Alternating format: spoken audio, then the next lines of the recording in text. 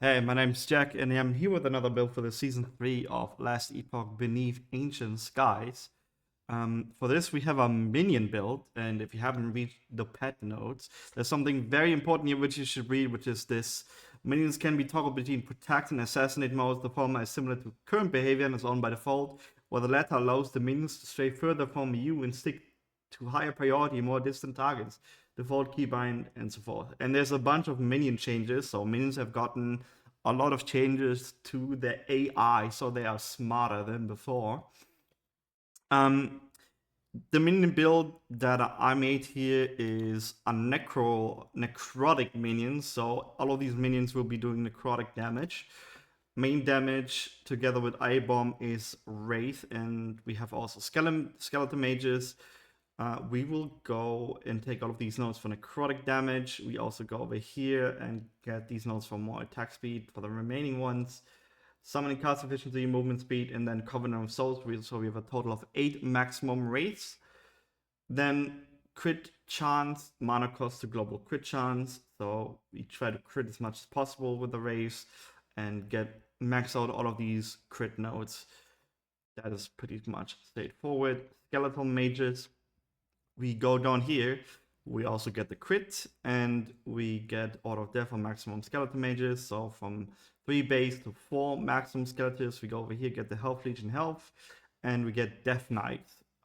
So the skeleton mages turn into melee. They still do necrotic damage, and they get an additional ability called Death Slash, which is like a charging attack which deals necrotic damage together with their melee attack. We also get Death Blossom, so they have a cooldown which casts Hungering Souls. So they still do what the original Skeletal Mage does, but on a cooldown. Over here, Travel Note, and we get Arcanautic Speed and Orsine Frenzy. So this gives Skeleton Mages a 30% chance to gain Frenzy when they hit an enemy. So pretty straightforward. And then over here we Grey Merchant, of course, for the maximum health gain on crit. Very good, since we invest into crit a lot for minions, so plus the crit multiplier, so that will trigger much all the time. Then Assembler Abomination has gotten some changes. The trees are a little different, but overall kind of the same. So we're getting Age of Undeath, so we don't absorb or skeleton mages. We won't be using skeletons, so it doesn't really matter. Then melee area, so we can get Reap the Damned. So we be absorbing pretty much only Wraiths, right? So when you do this, make sure that you summon your Wraith somewhere on the screen away from your skeleton mages, and then assemble the Abomination on top of the summoned Wraiths. That way, your Abomination gets Soul Reef, right? And since your Wraiths pretty much die anyway, since they have health decay and we don't have the permanent Wraiths, it will pretty much continuously heal the Abomination, and he gains the Soul Reef ability, which turns his melee attack to necrotic damage. And this has 200% damage effectiveness, so very good, and we scale a lot with area of effect. The Abomination will be doing a lot of damage. Other than that, 4 points in here for more damage, 3 here for health, and these 2 for some more damage. We go over here, travel 2 nodes. We'll go for Cruel Monstrosity for crit chance. We get Flash and Bot, so cannot absorb mages, and then get 30% more additional melee damage. And then over here we get Shattered Limbs. We don't really care about the fact that we have minus 100% health regen, because we have so much like health leech everywhere. And in general, like the Abom will continuously eat Wraiths, right? So he will heal himself that way as well. So it's gonna be pretty much fine. So again, big crit build. Then Bone Curse. We will take these nodes, give the Sigil of Mortality, so we can travel to Misery, which turns the physical damage of Bone Curse to Necrotic, and then also 4 points into Reaper's Mark, so the Mark of Death, which gives us minus 25 to all resistances on the enemy. So big damage increase, and the duration gets increased from 2 seconds to 4 seconds with 4 points in Reaper's Mark. All the way here, 5 points in Iron Maiden for 50% more damage. Acute Inflictions, hits before fall off. I mean, we are like a Necromancer, right? So we don't have much to do except to resummon Wraiths and press Bone Curse. So there's really no problem in doing this. And the area is so big that at that point, the only thing that wouldn't die to the 4 hits is probably like a boss or rare, right? So you can easily just recast that. Kill threshold, of course, for anything that is 12% HP or lower, just immediately dies, and then entreat the damned. So we have some extra limit for skeleton vanguards which get summoned. They're pretty much there to block projectiles and like give some extra HP basically as like a HP pool for your other minions so they don't get hit. That's pretty much it. Then we'll be using Dreadshade. We'll be traveling down here for Spectre Peasant Lone Watcher. So Dreadshade no longer drains health, but the health drain increases damage taken instead. And we're putting Dreadshade on our Abomination. That way the Abom gets extra necrotic damage, and the Dreadshade also spreads to other minions around the A-Bomb. So that's pretty good. Develop over here for increased attack speed and then increased damage in area. Again, we don't care about increased health decay. This would be like 100% more damage taken or something. Like, doesn't really matter on A-Bomb. And 1 point in Bane of Death for some Mark of Death uptime. Lingering Doom, reduced health decay, so that counteracts this, right? And we gain necrotic damage from it. We gain for spectral distance this way. Dreadshade has increased our effect per minion when cast up to maximum benefit. So the more minions we have, the more area of effect does the Dreadshade have. And then Wisdom of the Dread for melee efficiency and cast speed. That is pretty much it. Those are the skills. Let's go to the passive tree. There's some good stuff in the Acolyte tree. So we're doing 5 points of Forbidden Knot for the Necrotic resistance and intelligence. We're going 5 into Dark Rituals. So we gain a bunch of minion attack speed, 4 into Ethereal Revenant. So we have a chance to, when we get hit below half our health, we summon a Revenant, which is the case, and scales with the intelligence. Just another minion to have, right? And I think this Revenant does, yes, it does physical damage. So more than that, it's just like another minion to like pad a little bit. Then Mania of Mortality, since we'll be using Ward gain on nearby death. This counts for our minions and the enemies. So we'll be gaining a bunch of Ward pretty much through our minions dying or the enemy dying. Then Ward retention, of course, very good. Necrotic and poison resistance, so 5 points in that. Air of Damnation, we take this note for the 75% increased minion necrotic damage since we are necrotic minion build. Then we access the Necromancer tree and get Risen Army for traveling. We get 3 points into Grave Thorns to hit the 3 points bonus, which gives us increased minion armor per int, increased minion health per vitality. So good amount of survivability there for the minions. Cursed Blood, 5 points in here for minion death marks nearby enemies for death. So when one of the minions dies, they get like an AoE death mark to nearby enemies. Reclamation of Soul for the ward retention and ward granted on minion death, so another generation of ward which will continuously happen because of Wraith dying. Soul conduits ward per second per minion. So we have about, we had 8 Wraiths, we have 4 Death Knights plus the A-Bomb, right? So we have like 13 minions, so that's 130 ward per second. Towering Death, 5 points in here for minion stun immunity and the shared reduced bonus damage taken on crit, and we get health and armor stun avoidance as well, really nice. Sharpened Bones, we invest into crit, and this is base critical section, so very good. Then effigies, this has a 3-point bonus with minions health restored and minion death. So one of our minion dies, another minion gets restored for 20% of their health. This is very good for the aim bomb as well, since I think the Wraith dying or getting absorbed by the A-bomb counts as a minion death and therefore restores like more basically. 1 point in the Tyrant, we travel down here for Cling to Life for the minion all resistance, and the nice vitality and all resistance gives 3 points into Blood Feast, mostly just for the traveling, but also gives our minion like life leech as well, so that's very good. Moonlight Pyre, this gives us base, like flat base minion damage to a minion, so very good. And then Rite of Undeath maxed out for 100% increased minion necrotic damage. It also gives elemental resistance and necrotic rest, so very good. And then it has a 7-point bonus that gives minion penetration by 5% over capped resistances, which we're not really aiming for, but that's of course very nice to have. And this counts towards necrotic and elemental resistances, so we do benefit from that. 5 points into Forbidden Teaching, which gives us int and vitality, and the 3-point bonus is most important, which gives minion increased critical strike chance per int. Minion more damage of time doesn't really matter, right? So mostly just for the intelligence bonus, so the minions have higher crit chance, crit as much as possible. Disciple of Necromancy, we want the 3-point bonuses for the +1 to maximum skeleton, so we are actually at 5 Death Knights and not 4. I misspoke. And then increased cast speed is nice as well.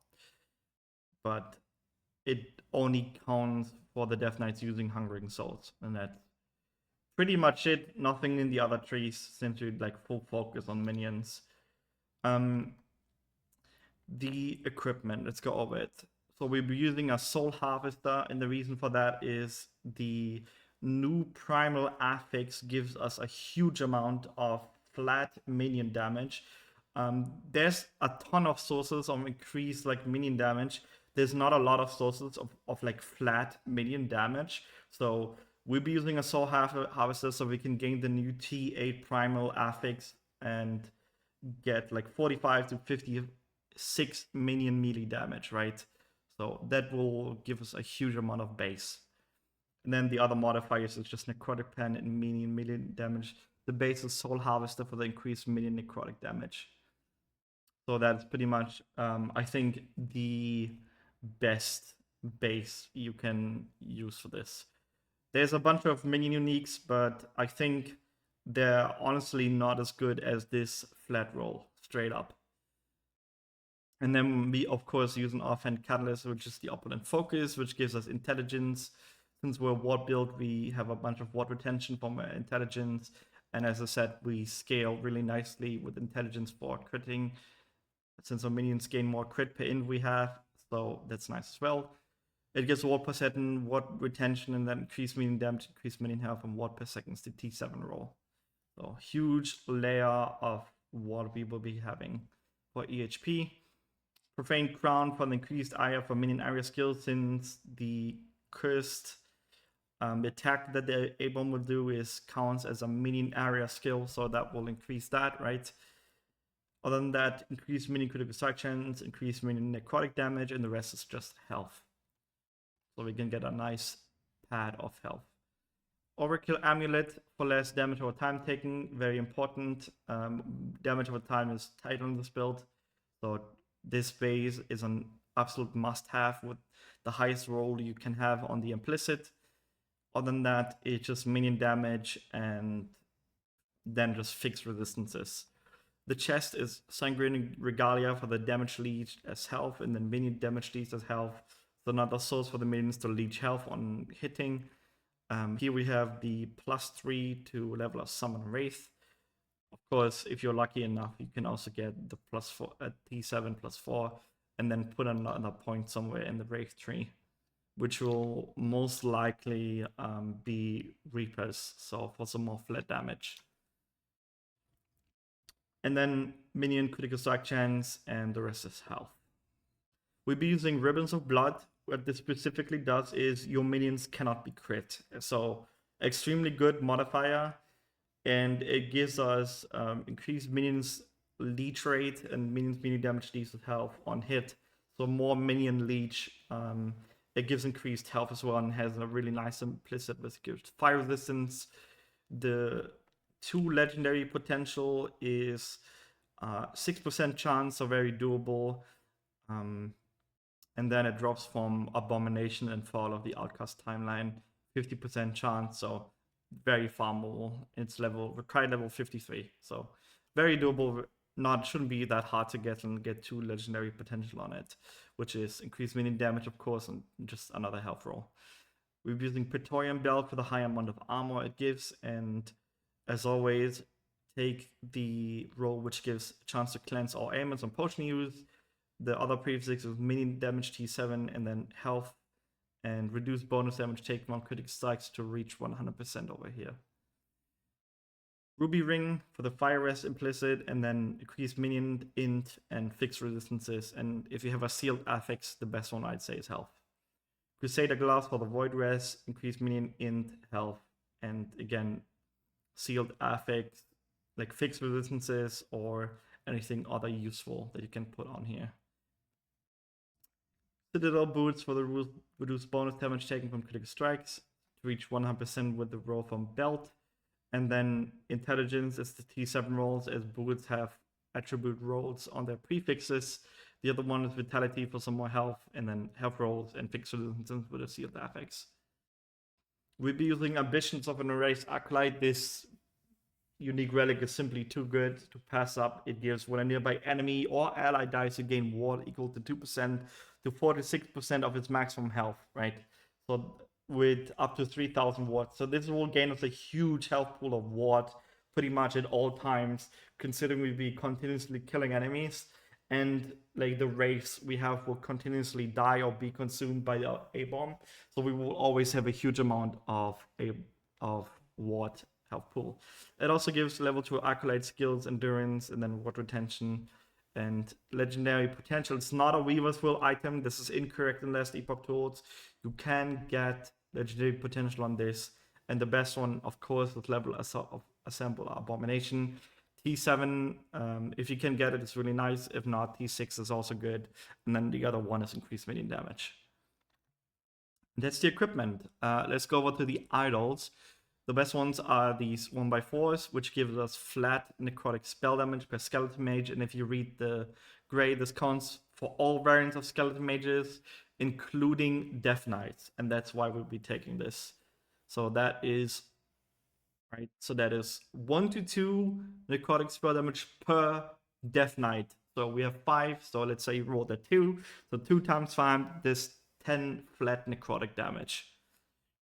Then the other one is, again, minion critical strike chance, and the enchantments are minion melee attack speed and flat mean minion melee damage and ward decay threshold with ward per second. Then these 1x3s are ward per second increased health and ward retention, so for the defensive layer, and then increased armor bonus damage take from critical strike. Even if you already have 100% over here,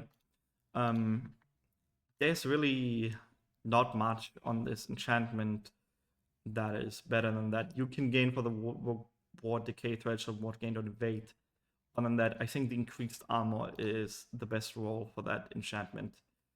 Then we have a 1x2 slot, which has health gain on kill, increased health, and ward per second, ward retention. And the remaining 1x1 is necrotic pen and minion necrotic damage. And a 3x1 slot, which gets us critical strike chance for skeleton mages, which is base critical strike chance again, and then increase minion necrotic damage, and the enchantments are pretty much the same.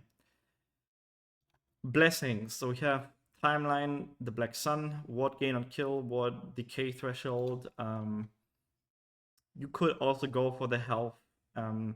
You could also use a shield instead of the focus and then go for health gain on block. Not bad at all. Other than that, there's nothing really on here. Well, maybe the Void Rest if you want to free up some suffix rolls for something else. But I'd say the ward decay threshold and ward gain on kill is the best. We're using for the Reign of Dragons timeline minion all resistance, pretty self-explanatory. Gives us huge HP pool for minions, and there's really nothing else which buffs us. So I'd say this one is the only one you should take. Spirit of Fire timeline, increased minion damage, of course. Other than that, I wonder if this Shred Necrotic resistance applies to minions. If it does, I would take it, and I would take it over the minion damage. If it doesn't, obviously the minion damage is better. Then Age of Winter, increased armor. There's really nothing here, except if you have a shield the block chance, would be pretty fucking nice with the block effectiveness. There's also Cauldron Fizz rolls if you're lacking suffix rolls for fixing your resistances early on. I would take that early on. But if you are still a normal, it's still a T5 roll, about a T4 to T5 roll. And timeline ending the storm, ward per second, since we have a huge amount of ward. I think that the ward decay threshold is not as good as the ward per second, so other than that, there's lightning rest here if you need it. And that is pretty much the build. As I've said already, there's been some good changes for minions, and I think this will actually be like the turning point. This build doesn't require snapshotting in any way, shape, or form. I don't want to play like that. It's basically exploiting. It's like exploiting a game mechanic, right? But I don't really know what you would need to snapshot here. So I think it's good the way it is. In my opinion, the HP pool, I wish it could be higher, even with the high amount of health we have. But we have a ton of minions that basically will block all of the damage we take, except when you stand in like area of effects, like boss, raise, or something.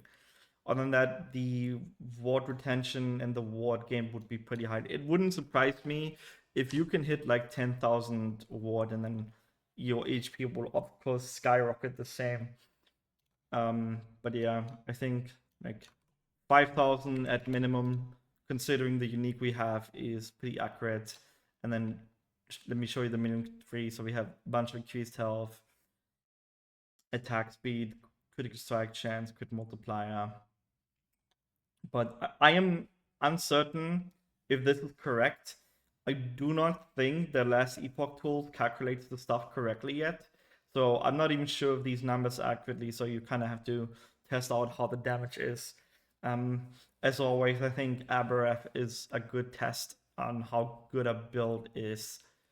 But I think this should do well. Not a bad build at all, I'd say. Otherwise, I wouldn't have made a video about it. And that's pretty much it. If you like, leave a like, leave a subscribe. See you around.